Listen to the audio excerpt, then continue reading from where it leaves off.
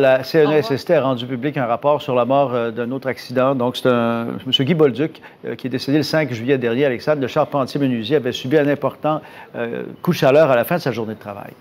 Oui, M. Bolduc qui s'affairait à l'installation de cornières en fer lors de cette journée du 5 juillet. Et lors de cette journée, eh bien, la température est passée de 6 heures le matin à 26 degrés à 32 degrés Celsius vers 14 heures. Il se trouvait donc dans une excavation et dans ce trou au sol, la température ressentie était de 3 degrés de plus. Selon les normes de la CNESST, le travailleur aurait dû arrêter de travailler vers 11 heures cette journée-là.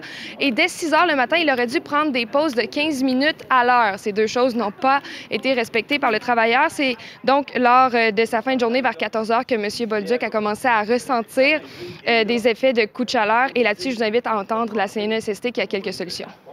Il y a plusieurs moyens qui peuvent être mis en place. Boire de l'eau, baisser la charge de travail. On peut continuer à travailler. Il faut baisser la charge de travail. Diminuer l'exposition aussi est un autre moyen. Il y a plusieurs moyens qui peuvent être mis en place. Il y avait accès à de l'eau, il y avait accès à un véhicule avec de l'air conditionné, ce qui aidait beaucoup là, au niveau des effets. Maintenant, on note que toutes ces conditions n'étaient pas suffisantes finalement.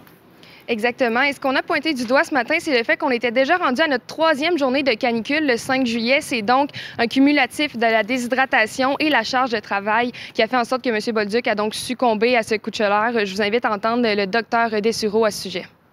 Le jour, rapidement, la personne se retrouve avec quelques litres d'eau en déficit. Et là, les liquides corporel, dont le sang, devient beaucoup plus visqueux.